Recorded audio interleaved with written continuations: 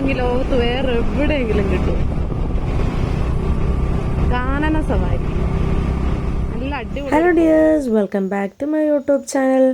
അപ്പം ഞാനും എൻ്റെ മമ്മയും കൂടെ വെറുതെ ഒന്ന് കറങ്ങാൻ വേണ്ടിയിട്ട് പോയി. എന്ത് ഭംഗിയല്ലേ വയനാട് കാണാൻ. അപ്പം തന്നെ ഒരു കാര്യം കൂടെ പറഞ്ഞോട്ടെ, വയനാട്ടിൽ ഉരുൾപൊട്ടലുണ്ടായത് വയനാട്ടിൻ്റെ ചെറിയൊരു ഭാഗത്ത് മാത്രമാണ് കേട്ടോ. ഇപ്പോഴും വയനാട്ടിലെ ഒരുപാട് വിനോദസഞ്ചാര കേന്ദ്രങ്ങൾ തുറന്ന് പ്രവർത്തിക്കുന്നുണ്ട്. അപ്പോൾ വയനാട് കാണാൻ ആഗ്രഹിക്കുന്നവരൊക്കെ വേഗം വയനാട്ടിലേക്ക് പോകുന്നുള്ളൂ കേട്ടോ. അയ്യോ ഗൈസ്, നമുക്ക് ഈ കളർ നൂലില്ല, പച്ച കളർ നൂലില്ല. എന്ത് ചെയ്യും? ഈ പച്ച പോരാ. പിന്നെ ഇതിൻ്റെ അകത്തുള്ള പച്ചകളൊന്നും ആ പച്ചയ്ക്ക് ചേരൂല. ഒരു കാര്യം ചെയ്യാം, ഇപ്പം തയ്ക്കാമെന്ന് വിചാരിച്ചു. നമുക്ക് നൂല് മേടിച്ചിട്ട് തയ്ക്കാം ഗൈസ്. അപ്പം ഞാൻ നൂല് മേടിച്ചുകൊണ്ട് വന്നു. അപ്പം നമുക്ക് സ്റ്റിച്ചിങ് വീഡിയോയിലേക്ക് പോവാം.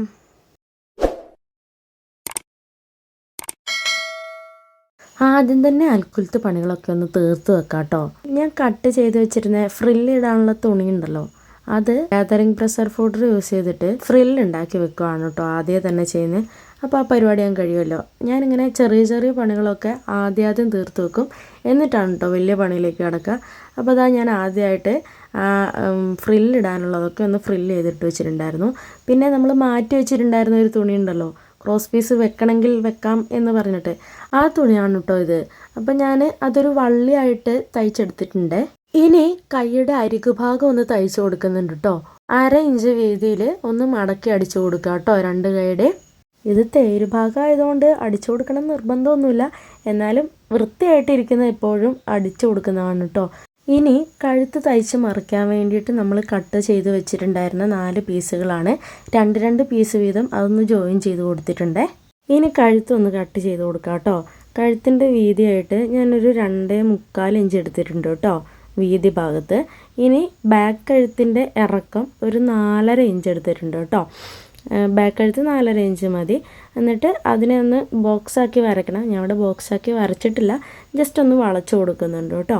അതേപോലെ തന്നെ ഫ്രണ്ട് കഴുത്ത് ഒരു 5.5 ഇഞ്ചാണ് എടുത്തിട്ടുള്ളത്. അതും ഇങ്ങനെ വളച്ച് വരച്ചു കൊടുത്തിട്ടുണ്ട്. ഞാൻ 2 കഴുത്തും റൗണ്ട് നെക്കാണ് കേട്ടോ ഉദ്ദേശിച്ചത്, അതുകൊണ്ടാണ് ഇങ്ങനെ റൗണ്ടിൽ വരച്ചു കൊടുക്കുന്നത്. നിങ്ങൾക്ക് ഇഷ്ടമുള്ളത് വേറെ എന്തെങ്കിലും കഴുത്താണെന്നുണ്ടെങ്കിൽ അത് നമുക്ക് ഡിസൈൻ ചെയ്യാം കേട്ടോ. അപ്പം ഞാനിവിടെ 2 കഴുത്തും ബാക്ക് നെക്കും ഫ്രണ്ട് നെക്കും റൗണ്ട് നെക്കാണ് ഉദ്ദേശിച്ചത്. അപ്പോൾ അതുകൊണ്ട് ഞാൻ റൗണ്ടായിട്ട് വരച്ചു കൊടുക്കുന്നുണ്ട് കേട്ടോ. ഇനി ഇതൊന്ന് കട്ട് ചെയ്തെടുക്കണം. കട്ട് ചെയ്യുമ്പോൾ ശ്രദ്ധിക്കണം കേട്ടോ, കാരണം നമ്മൾ ഈ 2 തുണിയും ഒന്നിച്ച് വെച്ചിട്ടാണല്ലോ 2 കഴുത്തും വരച്ചെടുത്തത്. അപ്പോൾ ആദ്യം നമ്മൾ 2 കഴുത്തും കൂടെ ഒന്നിച്ച് ബാക്കിലെ നെക്കിൻ്റെ അളവിൽ കട്ട് ചെയ്തെടുക്കുക. എന്നിട്ട് ബാക്കിലെ തുണി ഫ്രണ്ടിലെ തുണിയും കൂടി ഒന്ന് സെപ്പറേറ്റ് ആക്കി കൊടുത്തിട്ട് വേണം ഫ്രണ്ടിലെ നെക്ക് കട്ട് ചെയ്യാൻ കേട്ടോ. അതാരും മറന്നു പോവല്ലേ, അല്ലെങ്കിൽ 2 കഴുത്തും ഒരേ വലിപ്പത്തിലായി പോകും. അപ്പോൾ നമുക്ക് ഫ്രണ്ട് കഴുത്ത് കുറച്ച് ഇറങ്ങി നിൽക്കണമല്ലോ, അതുകൊണ്ട് ഫ്രണ്ട് കഴുത്ത് സെപ്പറേറ്റ് മാറ്റിയതിന് ശേഷം വേണം കേട്ടോ ഒന്ന് കട്ട് ചെയ്ത് കൊടുക്കാൻ. അതേപോലെ തന്നെ നമ്മൾ ശ്രദ്ധിക്കേണ്ട മറ്റൊരു കാര്യമാണ്, ഫ്രണ്ട് കൈക്കുഴിൻ്റെ ഭാഗത്ത് ഒന്ന് കുഴിച്ച് വെട്ടി കൊടുക്കണം. ഒരു 1/2 ഇഞ്ച് നമ്മൾ ഫ്രണ്ട് കൈക്കുഴി ഒന്ന് കുഴിച്ച് വെട്ടി കൊടുക്കണം കേട്ടോ. ഇനി നൈറ്റിയുടെ ഫ്രണ്ട് പോർഷനിലുള്ള എല്ലാ കാര്യങ്ങളും നമുക്കൊന്ന് കംപ്ലീറ്റ് ചെയ്ത് വെക്കാം കേട്ടോ. ആദ്യം തന്നെ കഴുത്തിനെ ഒന്ന് വൃത്തിയാക്കി എടുക്കാം. അപ്പോൾ നമ്മൾ കഴുത്ത് തയ്ച്ച് മറിക്കാൻ വേണ്ടിയിട്ട് ഒരു പീസ് കട്ട് ചെയ്ത് തയ്ച്ചൊക്കെ വെച്ചിട്ടുണ്ടായിരുന്നു കേട്ടോ. ആ പീസ് ഇതാ ഇങ്ങനെ വെക്കുന്നുണ്ട്. എന്നിട്ട് നമ്മൾ നമ്മുടെ നല്ല തുണിയിൽ കഴുത്ത് വെട്ടിയിട്ടുണ്ടായിരുന്നല്ലോ, ആ കഴുത്തിൻ്റെ ഷേപ്പിനനുസരിച്ച് ഒന്ന് തയ്ച്ച് കൊടുക്കുന്നുണ്ട് കേട്ടോ. അപ്പോൾ ഞാനിവിടെ റൗണ്ട് നെക്കാണ് തയ്ച്ചിട്ടുണ്ടായിരുന്നത്. അപ്പോൾ നന്നായി പിടിച്ചിട്ട് റൗണ്ടായിട്ട് ഒന്ന് സ്റ്റിച്ച് ചെയ്ത് കൊടുക്കുന്നുണ്ട്.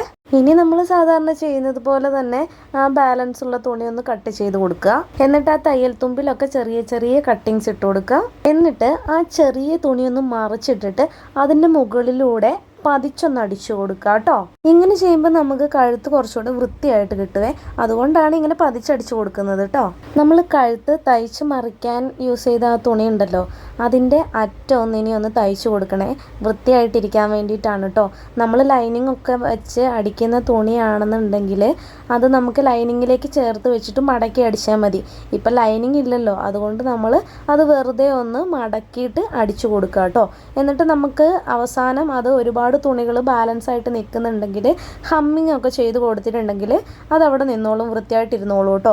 എനിക്ക് തോന്നുന്നു ഇതിപ്പോൾ ഹമ്മിങ് ചെയ്യേണ്ട ആവശ്യം വരുന്നില്ല. നമ്മൾ കഴുത്തൊക്കെ അടിച്ച് കഴിയുമ്പോഴത്തേക്കും അതിൻ്റെ ഉള്ളിലേക്ക് ആ സ്റ്റിച്ചൊക്കെ ആ തുണി ഒതുങ്ങിയിരുന്നോളും. സ്റ്റിച്ച് വന്നിട്ട് തുണി അതിൻ്റെ അകത്തേക്ക് ഒതുങ്ങിയിരുന്നോളും. അപ്പോൾ നമുക്ക് ഹമ്മിങ് ചെയ്യേണ്ട ആവശ്യം വരുന്നില്ല. ഇനി അധികമായിട്ട് നിന്നിട്ടുണ്ടെങ്കിൽ ഹമ്മിങ് ചെയ്ത് അതിനെ ഒന്ന് വൃത്തിയാക്കി എടുത്താൽ മതി കേട്ടോ.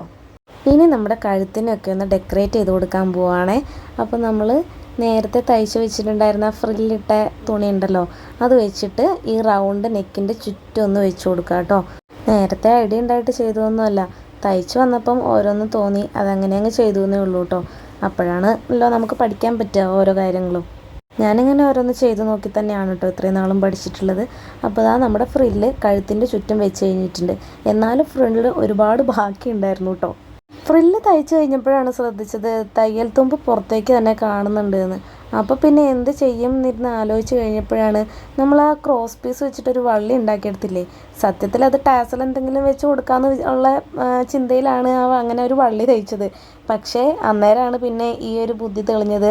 ഇത് ആ ഫ്രില്ലിൻ്റെ മേലേക്ക് വെച്ച് കൊടുത്ത് അതങ്ങ് പതിച്ച് തയ്ച്ചിട്ടുണ്ടെങ്കിൽ അതിൻ്റെ ആ തയ്യൽ തുമ്പ് ഉള്ളിലേക്ക് പോയിക്കോളുമല്ലോ, വലിയ ആ ഒരു വൃത്തികേട് അറിയില്ലല്ലോ എന്ന് വിചാരിച്ചിട്ട് ഒരു മോഡലുമായിട്ട് നമുക്ക് കിട്ടും. അപ്പം അങ്ങനെ ആ ഒരു വള്ളി പോലെ തയ്ച്ചെടുത്തതിനെ ഞാൻ ഈ ഫ്രില്ലിൻ്റെ മുകളിലൂടെ വെച്ചിട്ട് പതിച്ചങ്ങ് തയ്ച്ചു കേട്ടോ.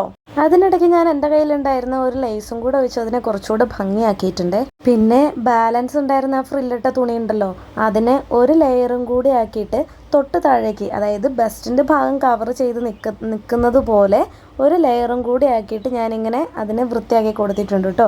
ഒരു മോഡലായി, അത്രയേ ഉള്ളൂ. ഇപ്പോൾ ഫ്രണ്ട് പോർഷൻ്റെ പണികളെല്ലാം കഴിഞ്ഞിട്ടുണ്ട് കേട്ടോ. ഇനി നമുക്ക് ബാക്ക് പോർഷനെ ഒന്ന് അറേഞ്ച് ചെയ്യാം. അപ്പോൾ ബാക്ക് പോർഷൻ്റെ കഴുത്തൊന്ന് തയ്ച്ചു കൊടുക്കണം. അത് ഞാനിവിടെ തയ്ച്ചു കൊടുത്തിട്ടുണ്ട്. ഇനി നമുക്ക് ഷോൾഡർ ജോയിനിങ് ആണ്. ഷോൾഡർ ജോയിനിങ് ഞാൻ ഒരുപാട് വീഡിയോകളിൽ കാണിച്ചിട്ടുണ്ട് കേട്ടോ. അപ്പോൾ ഒന്ന് ശ്രദ്ധിച്ച് ചെയ്യുക. കാരണം ഇതിൻ്റെ തയ്യൽ തുമ്പൊന്നും പുറത്തേക്ക് കാണാത്ത രീതിയിൽ ഷോൾഡർ ഒന്ന് ജോയിൻ ചെയ്യുക കേട്ടോ. എന്നിട്ട് ഇതാ നമ്മുടെ കൈയും ഇപ്പോൾ ഇവിടെ കൂട്ടി തയ്ച്ചിട്ടുണ്ട്.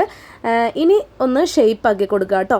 ഷേപ്പാക്കി കൊടുക്കുമ്പോൾ ശ്രദ്ധിക്കേണ്ട കാര്യം എന്ന് പറഞ്ഞിട്ടുണ്ടെങ്കിൽ നമ്മൾ 1 ഇഞ്ചാണ് തയ്യൽ തുമ്പായിട്ട് എടുത്തിട്ടുണ്ടായിരുന്നത്. അപ്പോൾ ആ 1 ഇഞ്ച് മാത്രമേ നമ്മൾ വിട്ടിട്ട് വേണം ഷേപ്പാക്കി കൊടുക്കാൻ. 1 ഇഞ്ചിൽ നമ്മൾ ഷേപ്പാക്കി കൊടുത്താൽ മതി.